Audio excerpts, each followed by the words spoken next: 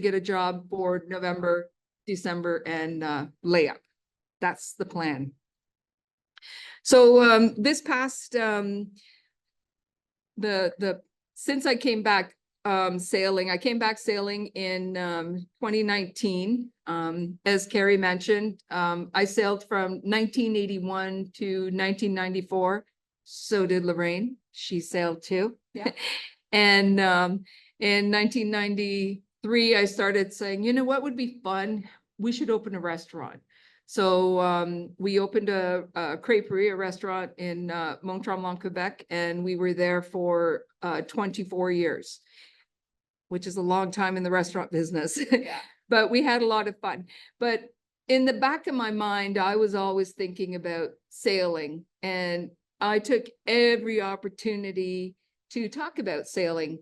Our restaurant was decorated with little chef dolls I had collected when I was sailing. My girlfriends, when I went on my first ship in 1981, my girlfriends gave me a little chef doll named Sven. And I thought Sven needed a friend. So every port I went to, I bought another chef doll. So that went on for 13 years. And at the end of 13 years, I had about 700 chef dolls. So when we opened our restaurant, we had the decoration. So when people commented on the chefs, and I was like, oh, let me tell you, I used to be a sailor and would take any opportunity to talk about sailing and how much I loved it. So when we decided to close the restaurant, I said, I know where I'm going. I'm going to sail again. So these are the ships that I've been on since 2019 when I came back to sailing. And these are the 4 tankers that I was working on. All Canadian. Yeah, I should mention too, I only sail, I'm a Canadian, so is Lorraine. I'm only allowed to sail on Canadian vessels. I did contact, who did I contact? Interlakes last year, and said, hey, I think it would be fun to sail on Interlakes just to see what's the difference and go to some different ports. But it was very complicated. So I was like, okay, that's fine. I'll stay on my Canadian ships. So these are 3 more of the straight backs that I was on. Well, the Bay St. Paul is a self-unloader. So the difference, like the ships are very different. The tankers, the straight backs, and the self-unloaders, and that it does make a little bit of a difference with the jobs. And this is the Assiniboine I was on in the month of June, which was a great job. Anybody that was following me probably read between the lines saying, she's really happy here. And I was. It was a really great job. I particularly enjoyed, we did a trip into the Saguenay River, which is a fjord, and it was just beautiful. I don't even know how I got my job done because I was just so overwhelmed by how beautiful everything was. So that was a really great trip. The bottom right-hand picture is the Thunder Bay. That was in the Magdalen Islands. And if you don't know where the Magdalen Islands are, which I didn't, they are in the Gulf of St. Lawrence, and the ships load salt there. And I was getting off on the ship. It was January 1st, and the captain came down and he said, oh, I have bad news. I said, what? I was like, am I not getting off? He said, no, you're getting off. He said, but we can't get a flight for you for 24 hours. And I said, are you going to pay for my room? He said, yes. I said, that's not a problem. That's actually a good thing. So the taxi picked me up, and I said to the taxi driver, I said, oh, can you just stop at the end? Because I just want to get a picture of the ship. She goes, yes, that's fine. So I took a picture, and then we went on a little further, and I said, oh, can you? I said, okay, wait a minute. You're a taxi, you need to go from A to B. So I asked her, I said, like, is there a car rental place? And she said, this is a very small island. She said, yes, there is by the airport. So she called, And the lady was still at home and she said, well, I've got curlers in my hair. Like seriously, she seriously said she had curlers in her hair. And she said, but I'll meet her at the airport and rent her a car. So I got a car and I drove around this little island and I went to the beach in January. It was a beautiful, beautiful place. And the next morning I got on the smallest plane I've ever been on, said my prayers and flew home. And this is the Atlantic Huron. I just got off the Atlantic Huron. I just got off, yeah. But this time when I got off the Atlantic Huron, I was in Duluth and going down a ladder. It was a very, very high ladder because in Duluth, they didn't have enough cargo. So they took all the, oh gosh, I lost the ballast. Yeah. All the ballast was out of the ship. So the ship was up really high and the ladder's really long. I'm like, I'm going on vacation. I can get down this ladder. So people always say like, how do you go up and down these ladders? I don't think about it. I just get on the ladder, hold on as tight as I can, and one foot after the other. Don't look down and make sure your glasses are secure. Sometimes there's a harness. They Yeah. put you in a harness and clip you on so that if you do slip, you'll just dangle. Yeah. So, and I was on the Tadoussac, which is on the top right, the photo. That's one of the old classics. Those are still beautiful ships. You don't see them as often in the Canadian ships. We don't have as many, but it's nice to see the forward end. And then on the left was the Algoma Buffalo. And that was a 2-week job, but they had great windows in their mess rooms. So I could look out on both sides. So like there's different things about different ships. Like people are like, what makes one ship better than the other? Well, there's little things that I find, little treasures or little things that make it nice. There's some ships I'll never go back to, like the one tanker, the Algo Canada. The galley was in the center, so there were no portholes, no doors. And I was like, there's no way I'm coming back here. So this here is the Paul Martin. And anybody who has seen the new book, that made it to the cover.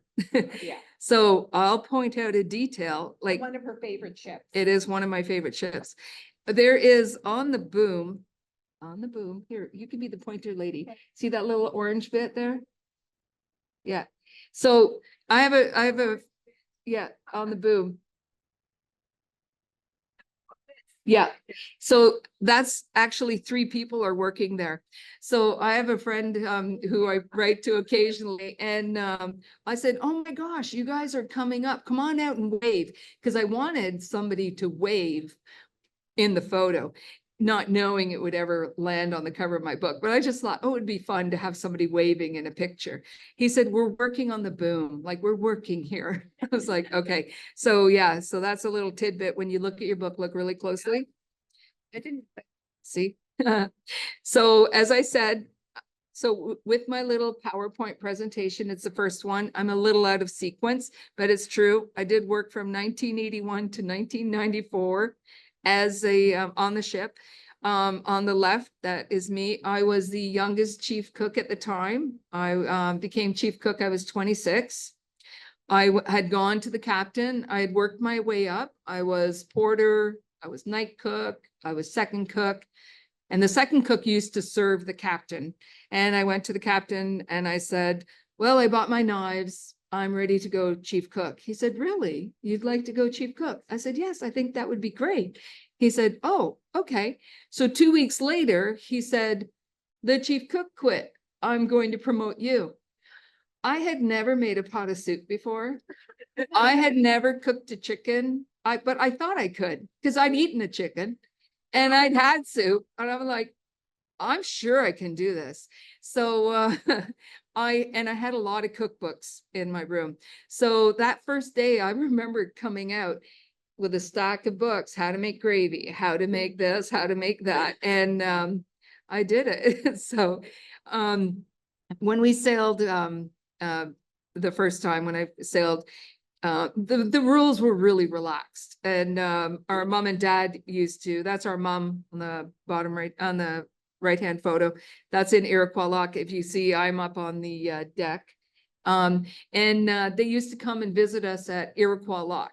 I say us, they visited Lorraine's ship and they visited my ship. On this particular picture, they were coming to take a trip. And my mom got on the boat and not afraid of the ladder at all. She swung that purse over her shoulder and she just climbed up like this is where I'm going. And everything she tried, she was like, oh, in a cute German accent. Her mom and dad are German, but she had the cutest accent. She goes, oh, these buns are so good. Who made them? I said, I did, Mom. And she's like, oh, the soup, clam chowder, your dad's favorite. Who made that? I'm like, I did, Mom. I'm like, Mom, everything you're gonna eat, I made it, okay? She's like, I don't think she could believe that. So there's Lorraine, 1980s. 80s hair. 80s hair. She was rocking the 80s hair. Yeah. So she was sailing on the Murray Bay, and that is in Iroquois as well. And Yeah, they would come day or night to come and see us. It didn't matter. And Mom would sometimes bring brownies and of course the donut run. They would always bring donuts. yeah. Bribe the lockmaster. Yeah, they would bring them Timbits. So they were always like, welcome. Oh yeah, you could get food gets you a lot of places. So this is the CSL World said, we're going to do a little article in our shipping magazine. And they interviewed my mom and dad, and I was getting back. That is a pop can in my hand, just, you know, not a beer can. I know, it's like, okay, it was a pop can. I was coming back from ashore and they snapped my picture. And then of course they got our mom and dad when they were delivering donuts. That was a fun, and like the heading, can a ship stop for donuts and coffee? The guys still talk about that, the old timers. Oops, I went one too fast. But the one before was taken in Montreal during a layup job. That was the best layup job ever. It was, we got there shortly before Christmas, right downtown Montreal. It was beautiful. And then I found out on Christmas Eve, Lorraine's ship came in just a stone's throw away from our ship.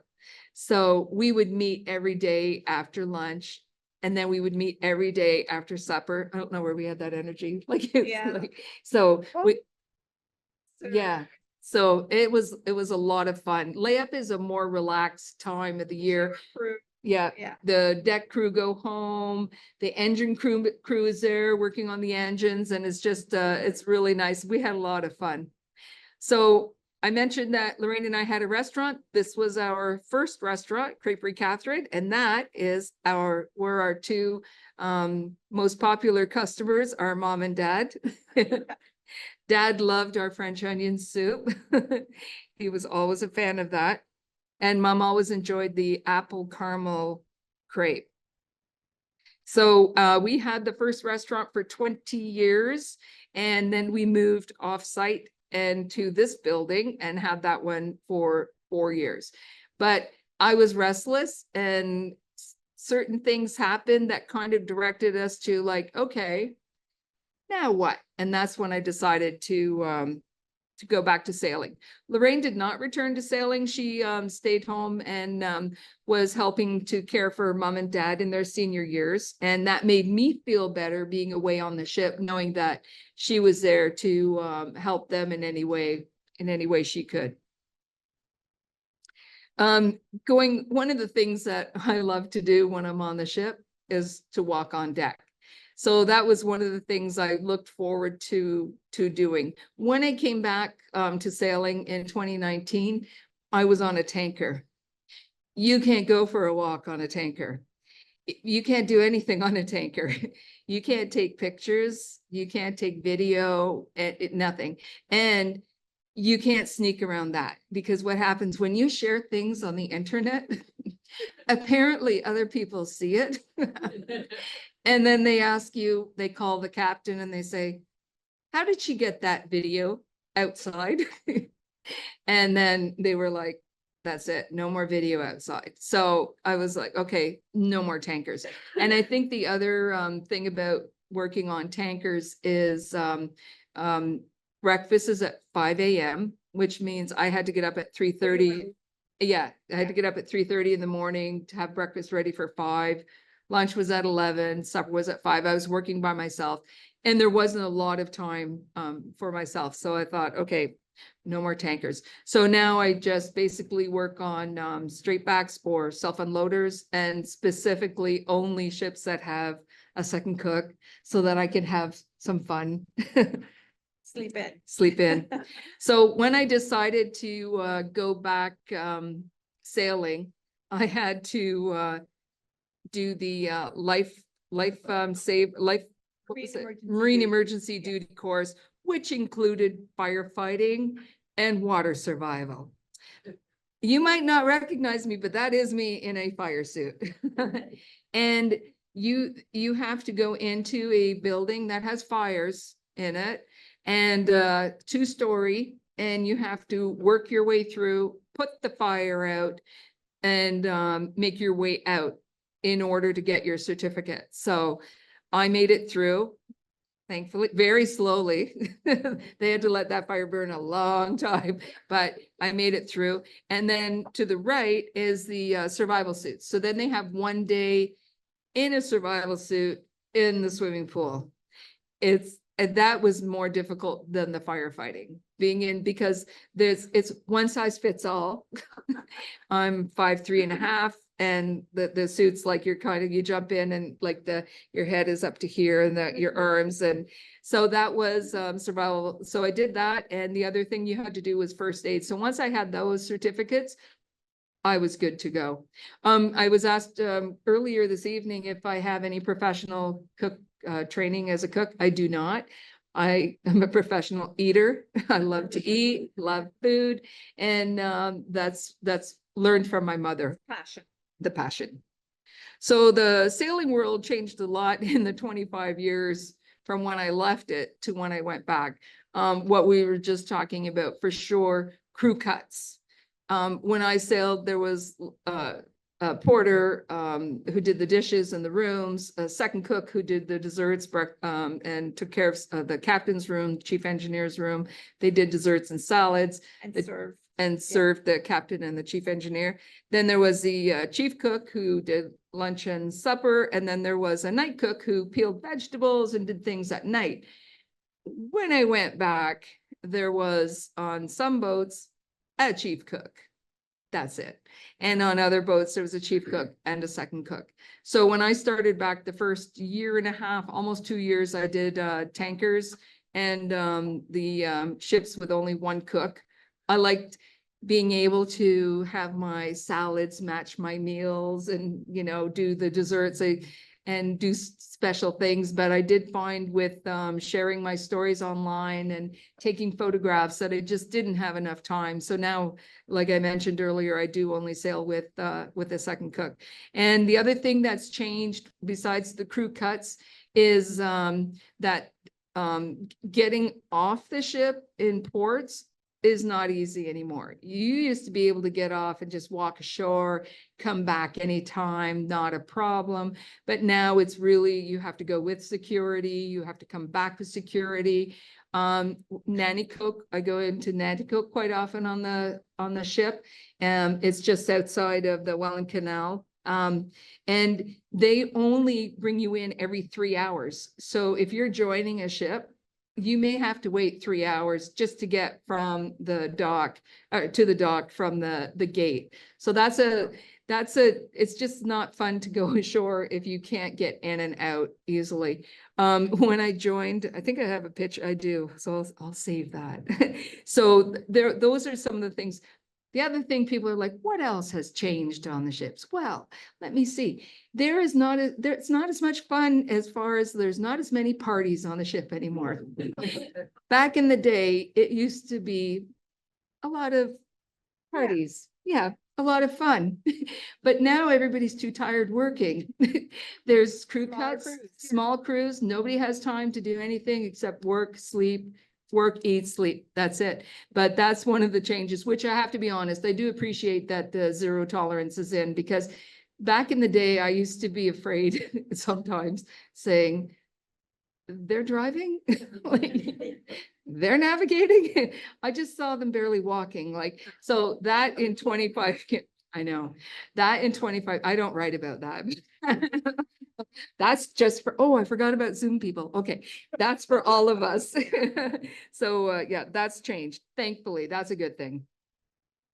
So when I'm working by myself, I'm doing it all, but I enjoy doing it. I love to make desserts that the guys are like, I don't want dessert, but I want that. You know, like for me, if I can tempt somebody, I have succeeded. And breakfast, when we have breakfast on the ship, it's always, you always have eggs and bacon and sausages, pancakes, things. But I also do like a baked, they always get a baked item, either croissants or muffins. And then fruit, we often have fresh fruit. And then again, because everybody's in a hurry, everybody's tired, they want to sleep as long as they can. We always make a lot of sandwiches, so they just grab and go because they want that extra 5 or 10 minutes of sleep. So they don't want to wait for you to fry their eggs. They want them. Yeah, and the steady crew are working 3 months before they get a vacation typically. So they have a long stretch again without going ashore and, you know, with no downtime really. Working 4 hours or 6 hours. Yeah, yeah. So they don't have a lot of time for themselves. When I'm working with a second cook, it's like a paid vacation. I don't start some mornings until 9:30. And the second cook looks at me, he goes, like, how are you going to get everything done? I'm like, don't worry, I got it.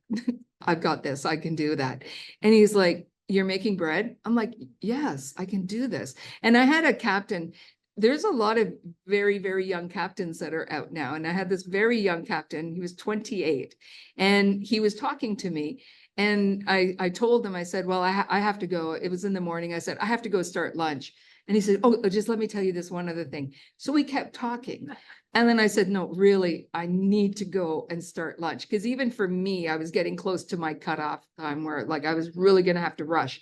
So then we talked a bit longer, and then I finally went. So he came in for lunch and he said, did you make this last night? I said, no, I just made it now. It's like for lunch. He said, but I was here until this time. I said, I'm very fast and I'm very organized. I call her the magician. Yeah, it's true. I can make a meal really fast. And sometimes the guys will come in at coffee break at 10 o'clock. Lunch is at 11:30. They'll say, what's for lunch? I said, well, okay, we're having this, but we're having something else, but I don't know yet. They're like, it's in an hour and a bit. I said, I know, I reserve the right to change my mind. Like, I don't know. I don't feel it yet.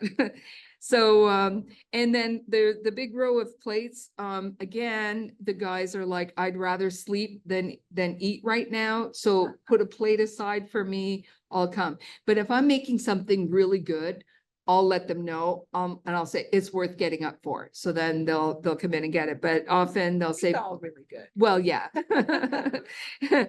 And we got fresh corn the other day on the Atlantic Huron, which was nice to have fresh corn.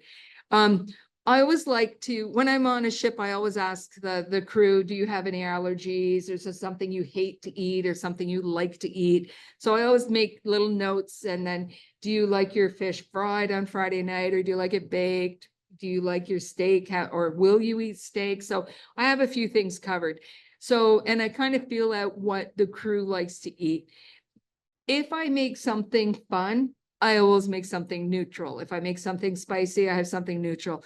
But everybody likes fun. Like often, you know, if I make like corn dogs, like they're not hard to make, but it's something that is kind of like I'm on vacation or I'm at home kind of fun food. So when I do corn dogs, they're excited. But there is something sensible on the menu too.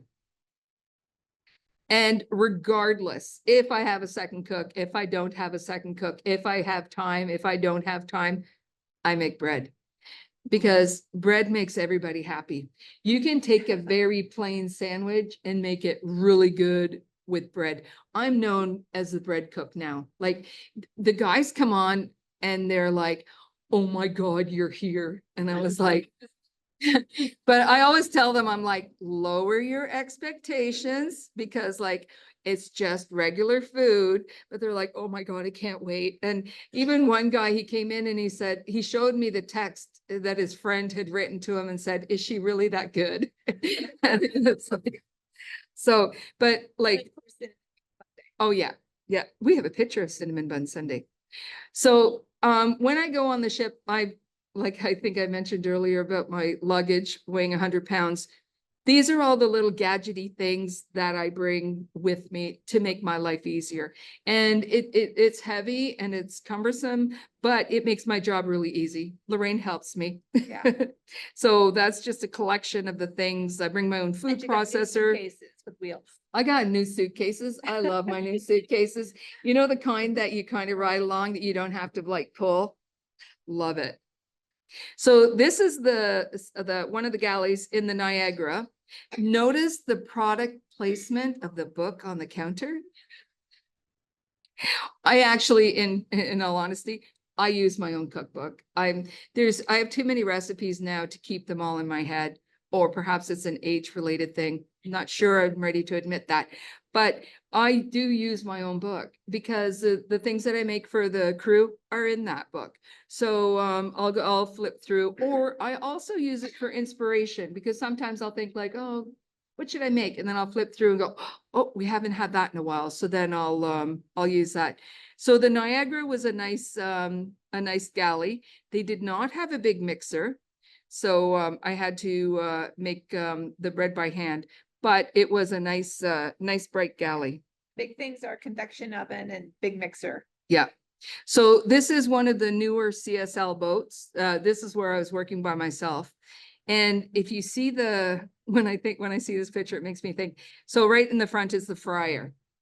So you see that little latch on the side of the door? That should be latched if you're going to be in a storm.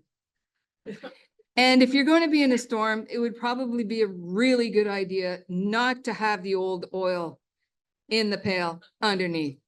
I didn't know. I had just gotten on that ship. The other chief cook was changing the oil, left the oil, didn't latch it.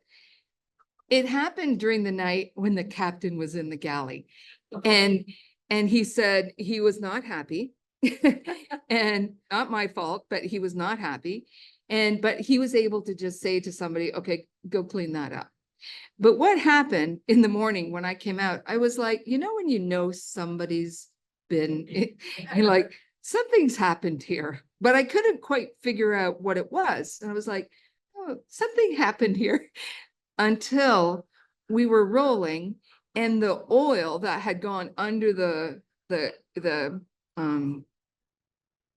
what is that? The cupboards started coming out. So by the time breakfast, I was like sliding on oil, trying to make as it was like getting, and then they came and they cleaned it again. But I was like, yeah, he was not happy. He was a scary captain. So this is the Algoterra. Lorraine came on board and helped me clean up the Algoterra. Sometimes I get on ships where I'm just like, oh my God, like, oh my God, I need help. And now that, you know, in the beginning, the COVID restrictions, Lorraine couldn't come, but now I'm like, Lorraine, any chance you can come, especially when I'm by myself, there's no way I can clean it up and get it organized and do all that. So she came. I should have brought the picture of you at the shop vac because but very hard, very difficult for the chief cooks to work alone because they don't have the time for all the cleaning. Yeah. So then the next person comes and they're like, yeah, it's a mess. It's a big mess. Mess. So this ship was fun. This was the Algoma Dartmouth. So I had just gotten off another ship. We were in the car together and the phone rang. And it was the company, not the union. The company called and said, we need somebody for 8 days. You need to fly to Sydney, Nova Scotia, and it's to take a tanker, one trip, Halifax back, that's it. I'm like, I'm your girl. Are you going to pay my way? They said, yeah. I'm like, I'm your girl. I'll go. So I get there. But what was different about this ship is they're a fueling tanker. So they fuel other ships. They're not delivering fuel, they fuel other ships. So they're only a crew of, normally they're only a crew of 7. So they don't have a cook. The captain is the cook or whoever it wants to cook is cooking. So all of a sudden they had a cook. But what I noticed was there was no schedule. So I was up at 6:30 in the morning, had breakfast ready for 7. There's nobody there. I was like, oh, so they roll in around 8:30 or 9 and going like, oh, okay, I guess I'll have breakfast. And I was like, okay, well, like what time are the meals? Oh, whenever. And I was like, okay, I need some structure here because I'm used to the structure. So that was a fun little job. I really enjoyed that. It was just a tiny little crew and it was just a tiny little galley. So that was a good trip. This was the Algoma Hansa. When I first looked at that stove, I was like, really? Okay.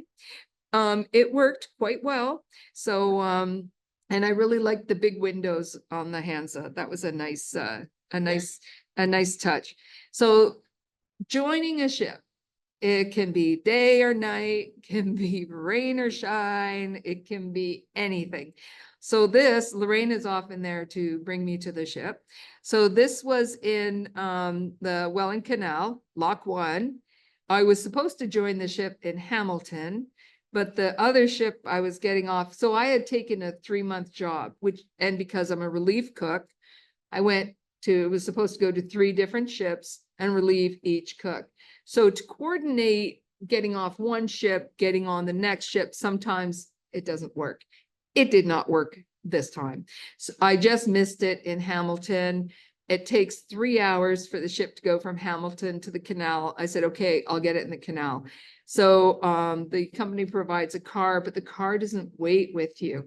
So he dropped me off at midnight in it was cold that night. It was really cold. But thankfully, Lorraine had come to see me. She also brought a whole bunch of books with her that I needed to sign, to autograph. So we waited there. So she came in and was able to help me. So when the ships are coming in upbound, they come in low lock and then they're moved up. It's not easy to put your luggage over the side. I was really grateful that she was there to help me kind of push it over the side of the lock wall. It's very, very stressful because it's moving and you don't have a lot of time. And then you have to get yourself. Yeah, I have to get on there too. So, and then sometimes like on the left, you'll see the ship and you're like, oh, I can't drive any further than there. Yeah. So then you have to drag your luggage to the ship in the snow. On the right, I was joining the Bay St. Paul. And again, had to come over because this was in Lock 5. So in the Welland Canal, there are flight locks. So 4, 5, and 6 are flight locks. So you have to cross over the canal through the like the gates. And if it's April and freezing, they're frozen and they're slippery. And the little wheels on your suitcase do not run on graded on grates, just in case anybody was curious. It doesn't work. It's like, and even the ice on it, that doesn't help either. It doesn't. So that was me getting on the Bay St. Paul. This was me getting on the Atlantic Huron six weeks ago. So if you look on the right hand side, first of all, I was like, oh, good, the gangway's down, so I can take the gangway. I don't have to go on a ladder. So if you can look down. Do we need to point out the ladder, the gangway? It's my pointer lady. So I went on yeah. But in order to get on the gangway, you had to walk underneath where they had been loading iron ore pellets. And anybody who knows an iron ore pellet resembles a marble. And walking on a pile of marbles or pile of.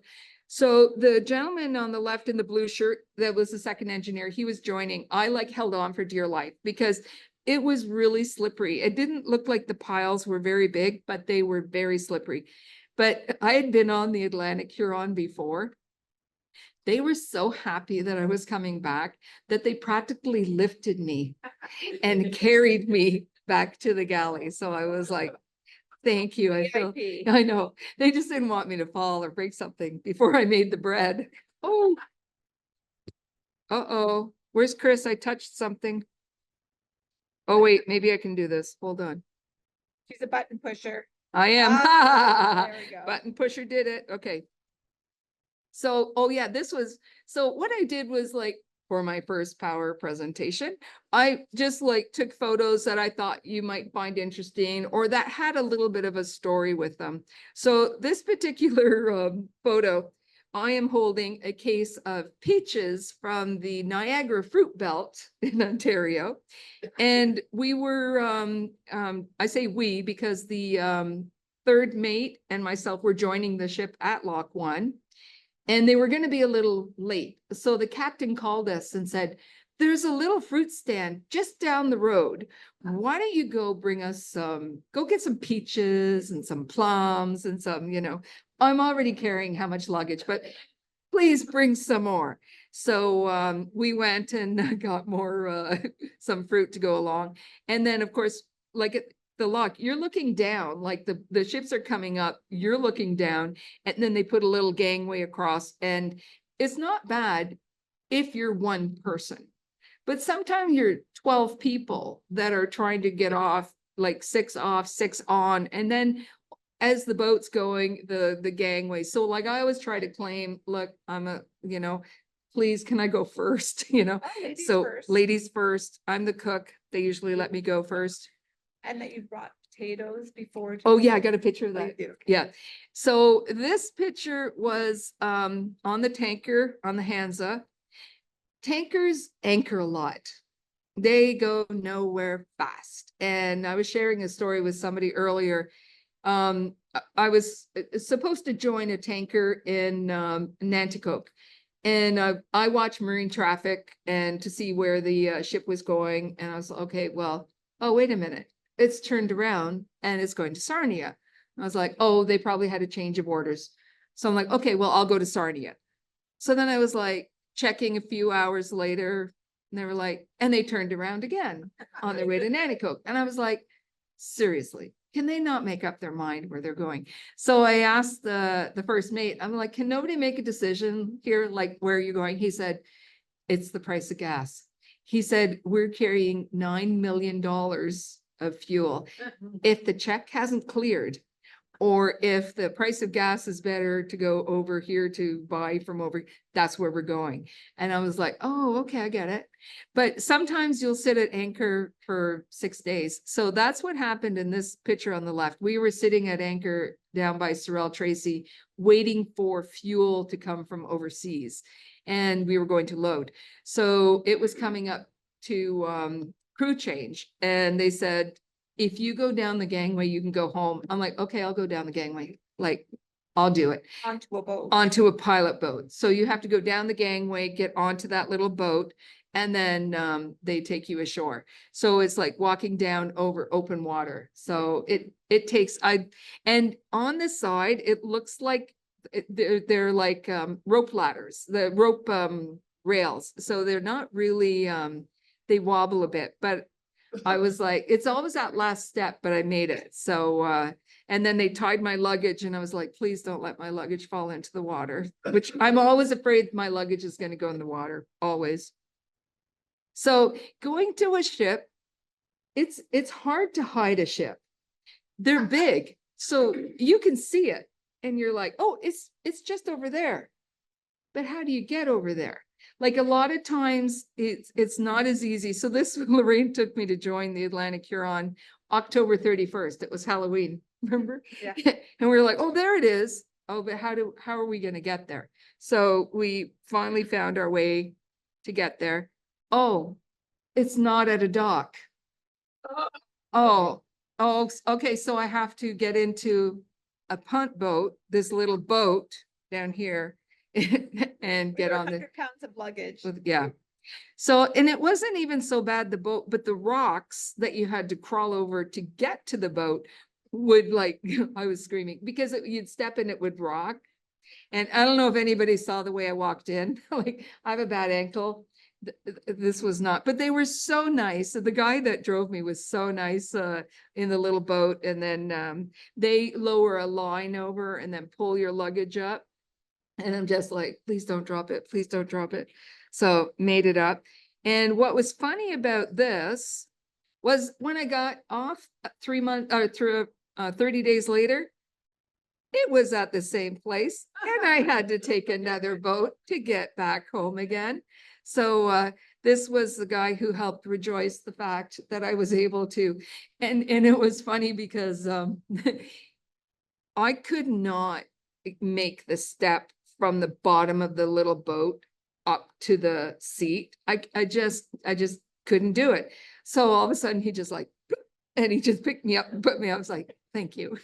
And that's only happened one other time. I was getting off a ship in Nanticoke. Normally they have a ladder, and they didn't have a ladder. They had the midship gangway, which is really short. And I was like, but it's not touching the ground. Like the last, like, well, it probably went to here. So that's what, like 3 feet, 2 feet. I was like, okay, so I was going down backwards and my foot was like fishing further, but I was like a couple of feet away. And the guy's like, lower, put your foot lower. And I'm like, it doesn't go lower. So he just like picked me up and put me down on the ground. I was like, thank you. That's okay. I'm totally fine with that. Thanks. The ground. Yeah. So like Lorraine mentioned, there's traditions on the ship. One of the traditions I started, cinnamon bun Sunday. And they look forward to that cinnamon bun Sunday like it is something really special. And if I'm getting off on a Sunday, or are you going to have it a day early? Like, are we going to get it one more time? So cinnamon bun Sunday has just been a really fun thing. So I'm working on a video. I was on the Assiniboine, and I made them when they came up for their cinnamon bun. I said, can you say Assiniboine cinnamon bun Sunday? So I have them. And would you do that on video? Some of them would, some of them are like, no, but can I still have a cinnamon bun? I'm like, yes. So I'm working on that because it's just, oh yeah, we did we were invited to do a 4-H demonstration on cinnamon buns. That was a lot of fun. Yeah, with all the little kids and that, you know, so everybody getting their hands into the cinnamon bun dough. That was a good time. So this is what Lorraine mentioned earlier. For the ships, like for groceries? Yeah, like,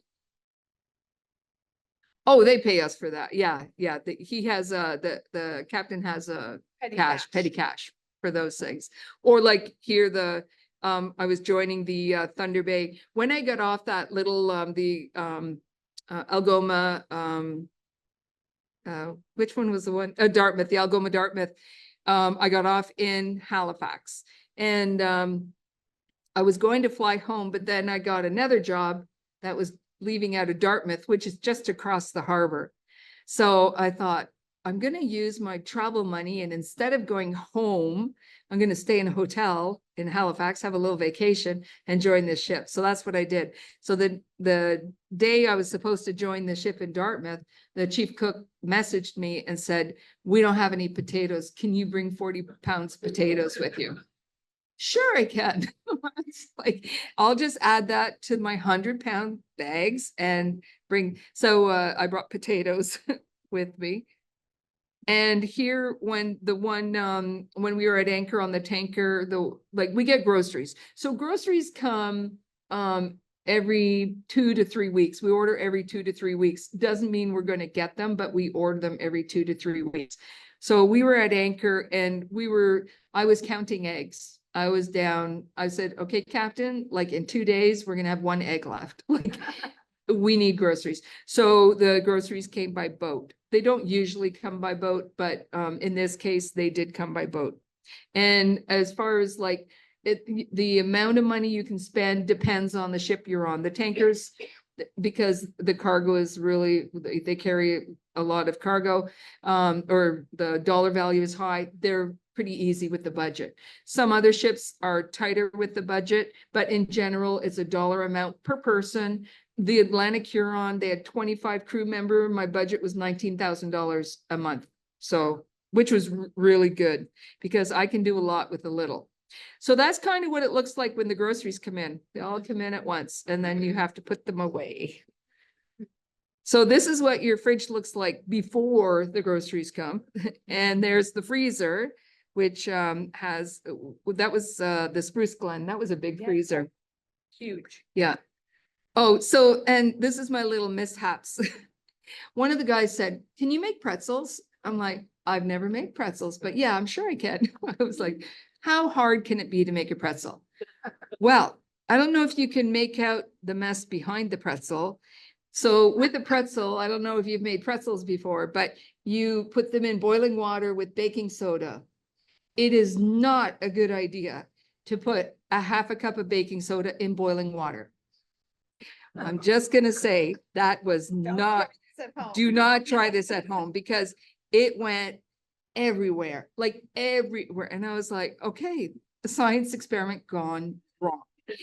But I have to say the pretzels still looked good. The stove did not. So there's my other miss. So we were on Lake Erie and this was like 10 minutes before lunch, and that's the carrot coconut soup. And it just like vibrated right off the stove. And the second cook said, oh, I'll help you. He was really nice. And I said, wait, I need to take a picture first. So, and this picture we gave to our illustrator when I did the children's book, and she did a fantastic job of illustrating that. And for Mitchell Mouse from the children's book. So this is another mishap on the Thunder Bay. It was Christmas Eve and I was making meat pie. There's another one behind it.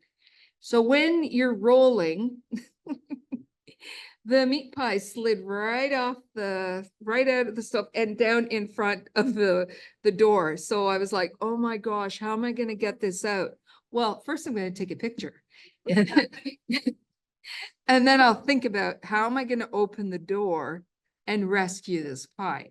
And I actually did because, you know, and that's the thing, like what you don't realize is like when you open a door, an oven, like the convection ovens, the ovens underneath aren't bad because they're gravity, but the ones that open the convection ovens, they don't stay open, they swing and they're hot. So there's a lot of things you have to be careful when you're on the ship that, especially when it's rolling. So here this pie rolled right off the rack.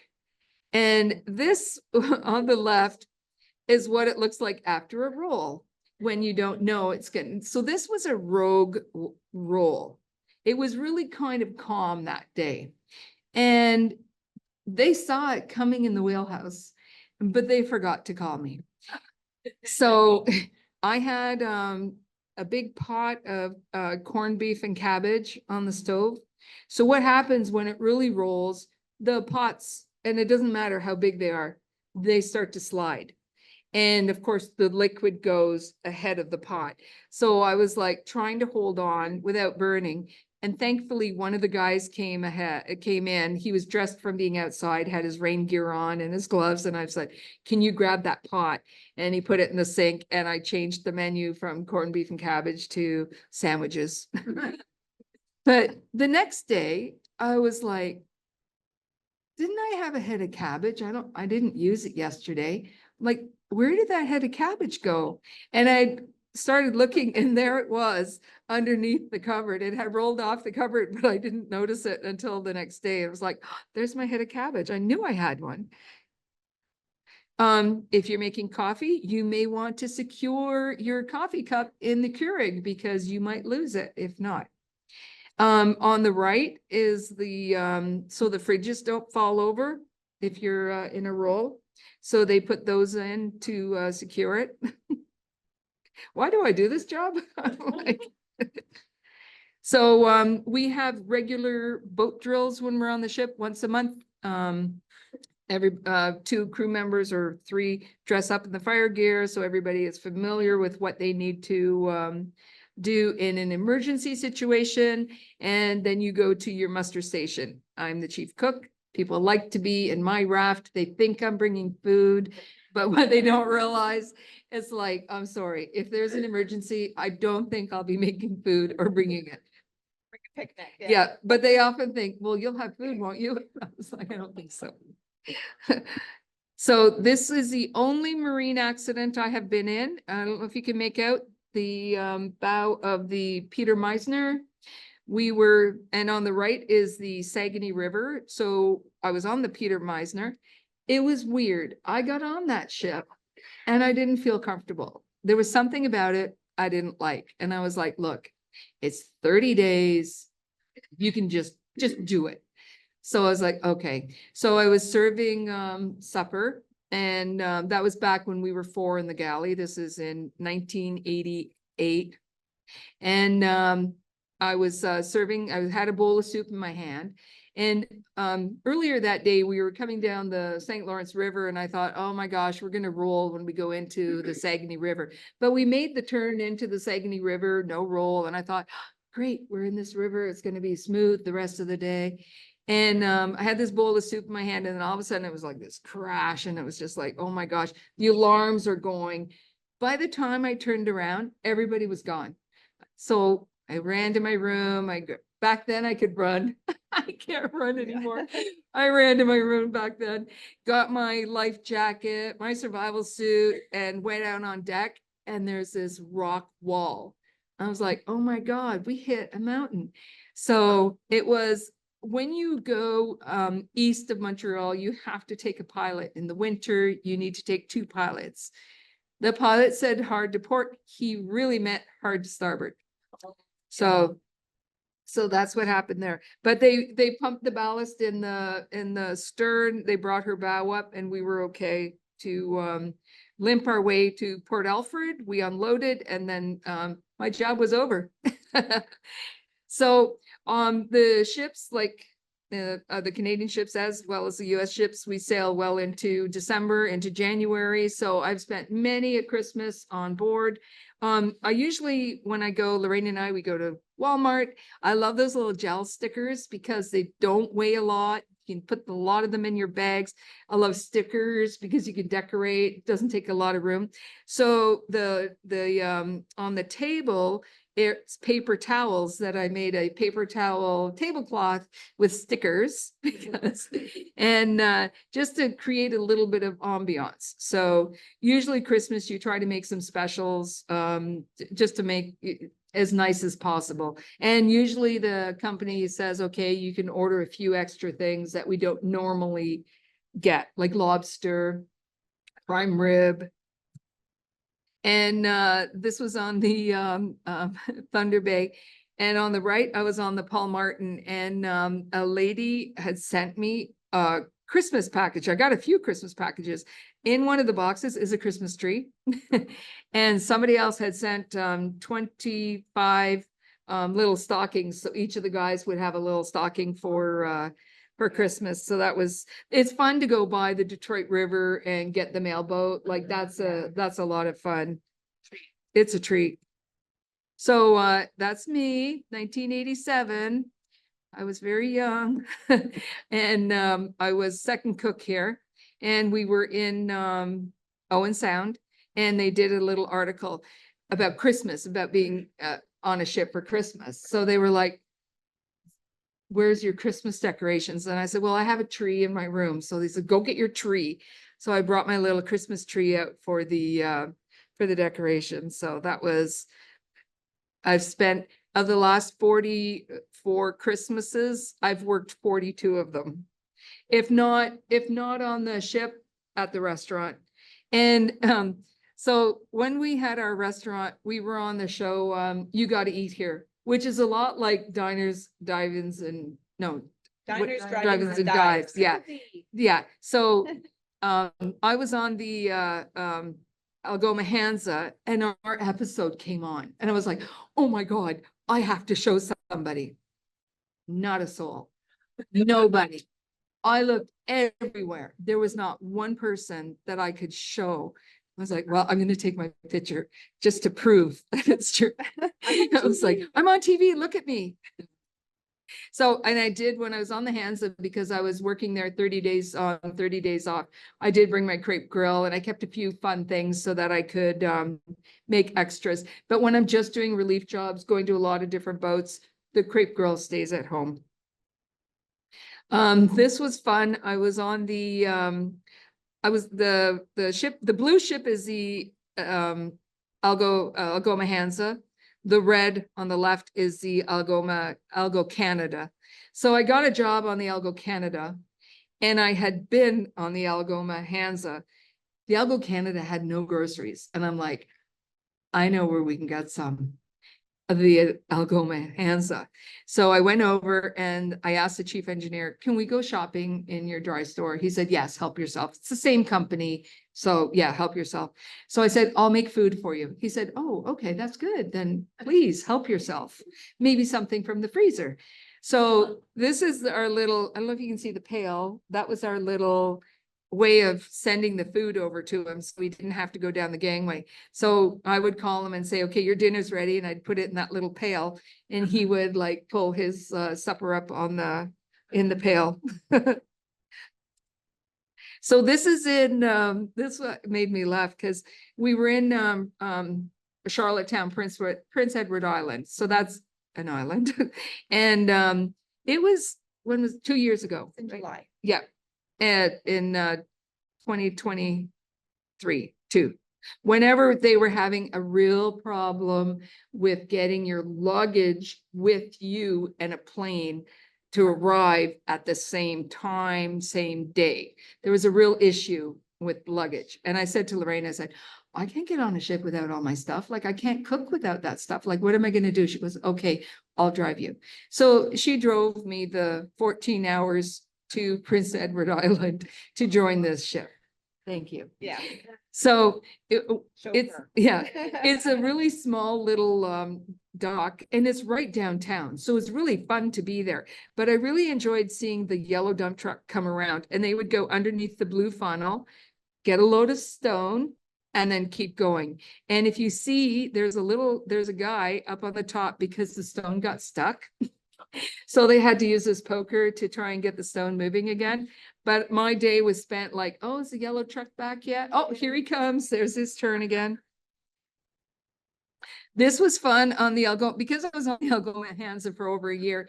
You get to know the crew more, so that, you know, you kind of do fun things together. So the menus, I always use, they're on the ships, you always write a menu either on a chalkboard or an whiteboard with the removable ink, like the eraser marker. So I left my markers out, and I had a little sticker of a cat that I had stuck on the cupboard. So it started with this little sticker. Well, I came in one day, and all of a sudden the cat had a bowl. And the next day I would come back, the cat had a chair. And then the cats had an attic with a pink sofa. So every day I went back, the cat had something new. So somebody was like drawing this whole storyline for this cat. So it was just fun. Like when I go as a relief cook, these things, these special occasions don't happen, but I really had fun with this crew. Usually in the galley, or in the wheelhouse, they know that I like to blog, that I like to share my stories, share pictures. So they called me and they said, go out, look on the starboard side. There's the Santa Maria, the replica Santa Maria.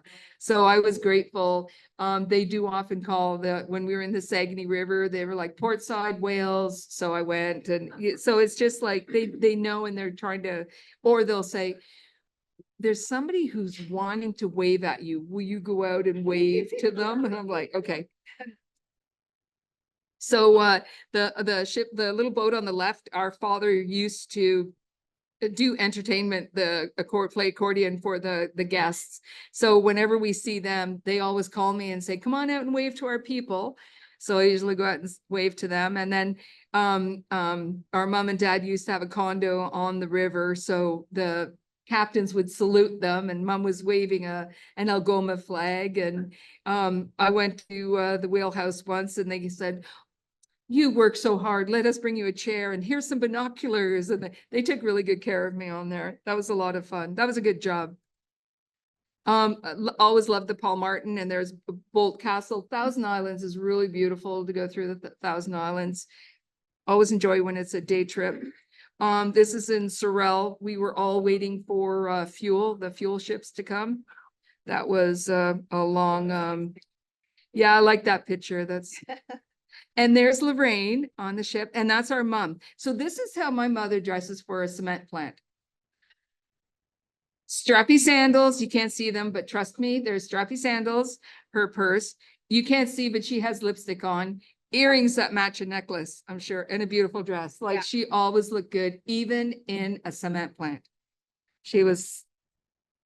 So these are just some photos I'm sharing with you. If you want to start thinking about your questions, if you have any questions that you would like to ask, I am ready to answer questions, or Zoom people. Yes.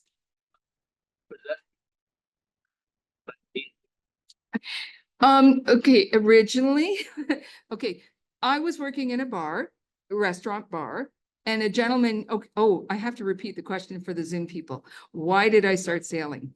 So, okay, why was I possessed to do it is a real.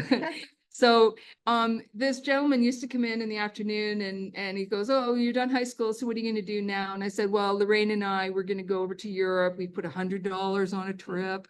And he said, you want to make a lot of money and have a lot of vacation? Like, yeah, I'm 19, like, of course. So I went home and Lorraine said, you're not going without me. So that's how we got on. That got me on the ship, but the love of sailing kept me on this ship. So that's why I went originally. So no regrets. Yes. Why was the photography not allowed on the tankers? Because of the static or the possibility of the volatile cargo that, yeah, yeah, it could start a fire. Same like, you know, the little signs at the gas station where they're like, don't use your cell phone, what everybody does, but yeah, for that reason. Yes.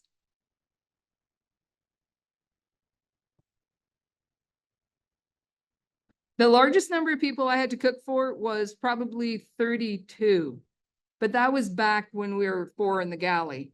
Now, the most I probably cooked for is like 25. In the restaurant, 500 a day. 25 is nothing. Are you stretching or do you have a question? Oh, I'm sorry.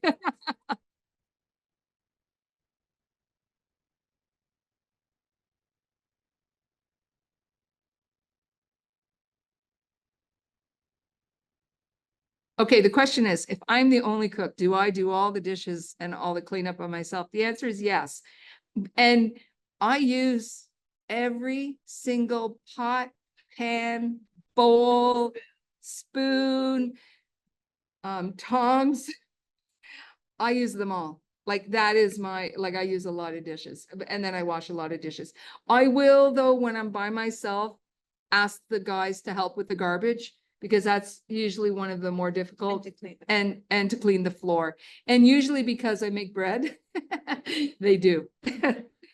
So I love winter sailing. So some of these photos are winter sailing. I love the contrast or just the white. And I love the sound when you're going through the river going through ice. It's like a big, huge martini glass of ice. It's like, it's really, really just it like tinkles. It's really cool. It's a really cool sound. And I always think it's fun to look back at the trail after you've gone through the ice. I always think that's cool. Do we have another question before we get cold from the winter? Yes. Oh, sorry. Okay.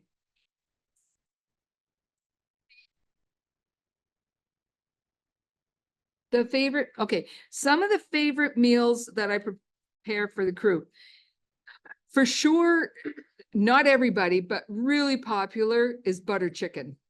If I'm getting ready to go home, sometimes I'll put a note on the board saying taking requests. And they're like butter chicken. Of course, cinnamon buns. It's not a meal, but it is a category all on its own. So it's worthy of that. They love hamburger day. They get excited about hamburger day. Don't mess with steak night. I learned that lesson. I will never not serve steak. Even if I don't have it, I'll find a steak somewhere. Steak night is Saturday night. If you see a ship on the lake, in the river, a dock, they're having steak on Saturday night. Don't mess with that. They love like turkey dinner, you know, like the traditional, so like the home cooking, but they do, oh my gosh, if I make Chinese food, they're like, where'd you get this? I'm like, I made it. It's like, they love Chinese food. Chinese food chicken wings. See, that's a good question because now I'm thinking they love chicken wings too. But what surprised me on my last ship is normally I fry the chicken wings, but there were some more health conscious people on the Atlantic Huron. So I said, I put out a survey. Do you want them fried or baked? And it was 50-50. They went, yeah, 50% wanted baked, 50% wanted fried. Do we have another question? Oh, I okay. just wanted to state about the Middletown, we were talking about the static. Now that was carrying coal one time that they had gotten from Ashtabula. Yeah. And the chief and another engineer went into the room, flipped the light switch, and the coal was green and they were both burnt. And one died just very shortly after the other one lasted a few months. And all it took was the light switch that spark set off the green coal and it had an explosion. And those two died. And that's when then they had to get meters so they could check, inside the car. For the gas, yeah. And Really? to know what the methane gas was. Wow. Oh. Chill. So Yeah. that, Yeah, and terrible. a tanker gas full, so it only Yeah. takes. Yeah. Wow. Oh, Yeah. good. Thank you for that. Yeah. A Scary. fellow sailor. Yeah. Yeah.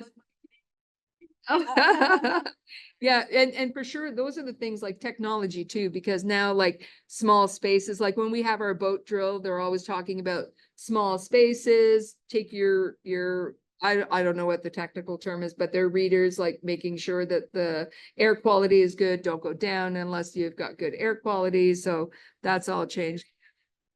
I'm sorry. Oh, okay, here. Okay, I'll get this gentleman or okay, I'll get you first. Yeah. They're not supposed to.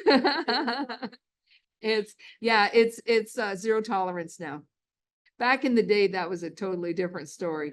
But no, it's the real zero tolerance now. Back in the day, it was zero tolerance. Now it's the real zero tolerance.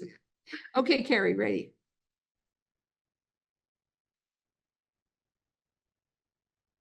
Vegetarians. Okay, how many vegetarians do I find on board? I have not too many vegetarians. I have more different cultures, no pork. I had a lot of Filipinos on my last ship, and they're lovely to work with because they're they treat every woman like their mother. Like they're so they're so gentle and kind. Yeah. And they're very easy. They're happy with whatever you make, but they really loved eggs on rice. And because people tease me online that I have this fried egg sandwich for lunch, but people are getting up to start work at noon, and noon is their breakfast. So I'll put a fried egg sandwich on. So they're like, oh, the fried egg sandwich is back. So on a ship before, one of the Filipinos said, can I have that egg on the rice? And I was like, oh, well, is that like a traditional Filipino? He goes, yes, that's what we have for breakfast. So I started doing it on the Atlantic Huron. I was making like 24 eggs at lunchtime, and it's a big hit. So if I find a cultural thing, I made adobo chicken for the Filipinos. It was really fun because I was like, okay, what do I do? And they were like, okay, well, you take the chicken and it's soy sauce, vinegar, lots and lots of garlic. And I'm like, okay, so I'm going to marinate that. No, you can't marinate it. It will change the flavor. I'm like, okay, we won't marinate it. Okay. And then I said, okay, so I'm going to put it all together. I'm going to put it in the oven. They're like, no. It must be prepared on top of the stove. The chicken must steam. I'm like, okay. So I finally got it to, and I actually shared this story. And if you follow my blog, you probably saw, I put in a bunch of peppercorns. Now I had to reach really high for the peppercorns. It was in the top back shelf. So I should have already figured that these peppercorns have been there minimum 10 years. But I thought they're going in liquid. They're going to soften up, right? No, they're not. And even after I boiled them, no, they did not. But so the guys were like, no peppercorns next time, please, ma'am. Okay. All right. So Carrie, did you have a question?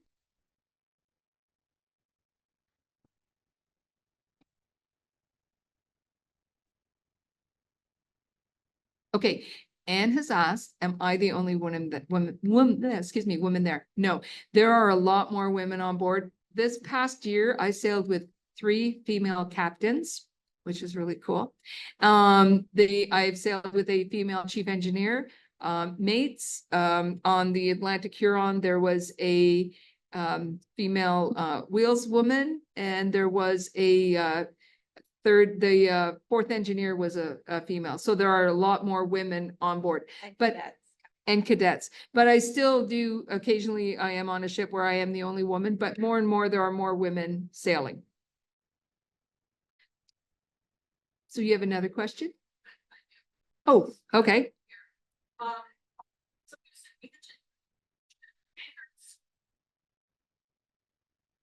Flat back. Straight. The Straight back. the third one are the straight backs. So all that means is like self unloaders, they have a boom. So all that means if you want to go shopping, you better hit port at the exact right time because you're only going to be there 7 or 8 hours, maybe 9. If you're on a flat back, that means you can go shopping anytime because, and I mean shopping as a recreation, like, you know, in your time off, because you're usually there for 24 hours because they use the buckets to unload the cargo. And the tankers, and this was what was weird about the tankers too. I never knew if we were loading or unloading. And I was like, are we loading or are we unloading? And then they were like, both. And I said, okay. So, okay, because it's a hose, so you don't know what you're doing. Yeah. So, yeah, that's the difference. But I do like the different, I like seeing the different cargoes. I like to go to the different ports, and I just enjoy that. Oh, yes.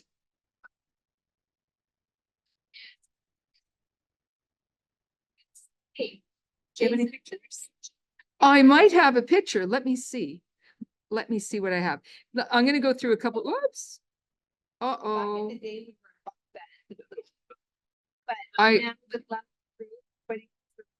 I think I lost myself. Sorry. The what? The slides themselves are still showing. Oh. Oh, there we go. Okay. Thank you. So that is, that's the Sioux. We made, five trips from Duluth to, Nanticoke. Every single trip, we were at that exact spot at 5 p.m. I could not believe it. This is winter on board, and that's Lorraine waving because she came to visit. This was at layup. And the tankers run year round. They're the one ships that keep going year round because they don't go through the canal. So they run between Nanticoke and Sarnia. This is in Port Coburn. Often there's numerous ships. That's a great place to watch ships. If you want to see ships, you can definitely see many ships in that area. There's Lorraine.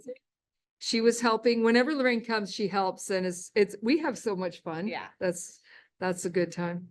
And that was on the Spruce Glen where we did, but that was the summer with the fires. That was last summer with all the wildfires. Yeah. They restricted the outdoor time after that picture. After that, yeah. They kind of blocked all the doors. Yeah, it was like no more. So that's a light ship. So the gangway doesn't reach the ground. So then, excuse me, they have to put the extra. Oh, yeah. Yeah, it's very steep.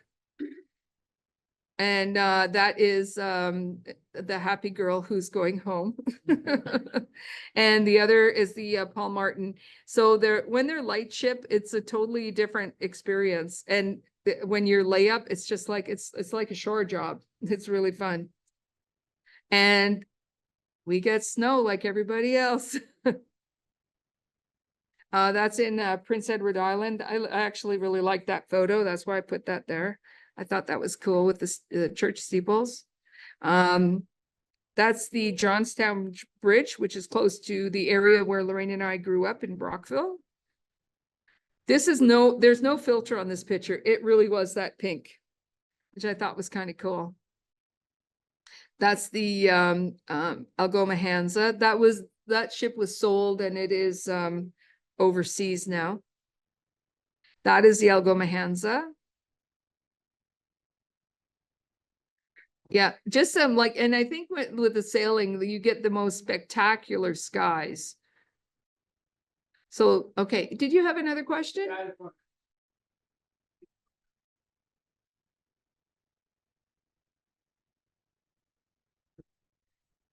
So we sail into US ports. So, but when you join a ship, you have to see US Customs on your first trip.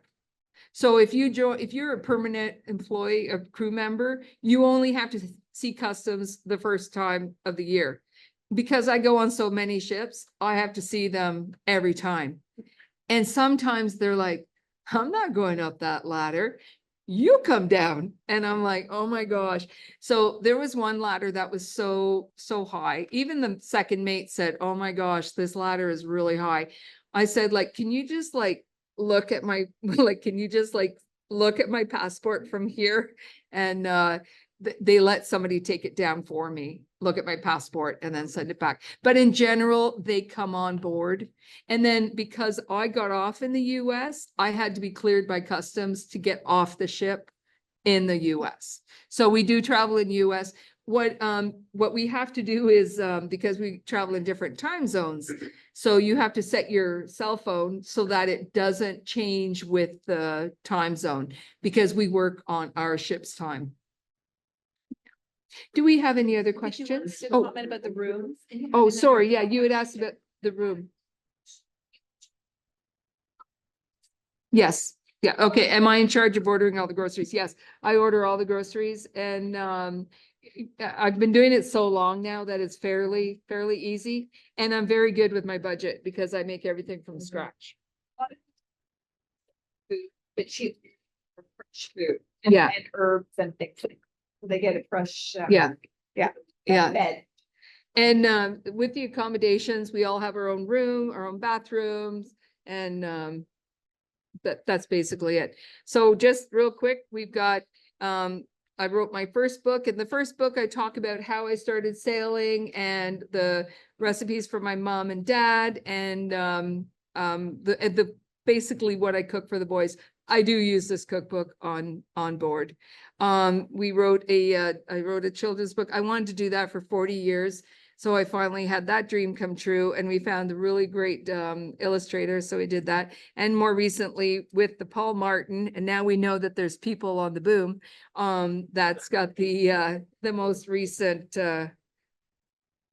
and then we have a calendar. We put a porthole calendar out because so many people write to me and say, we love the porthole pictures. So I'm like, okay, I'm going to do a porthole calendar so you can see what I see. And one of the guys I was like, can you clean my porthole? And then I took the picture, and he's like, why would you want my picture? And I said, well, because you're cleaning the porthole. So they are So ready. the rest of the pictures look really good. Yeah. So that's the part of the cheerleader wave. That's it. Yeah. So did we answer everybody's question? Or I want to thank everybody. Thank you, Zoom people out there too. And thank you very much. It's really fun to be here. And I hope we answered some questions.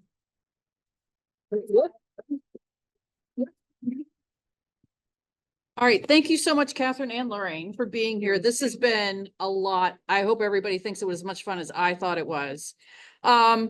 We will be back again in October, where we will welcome Radamantis co-founders Moira Van Staden and Robert Huber as they present on invasive species control in the Great Lakes.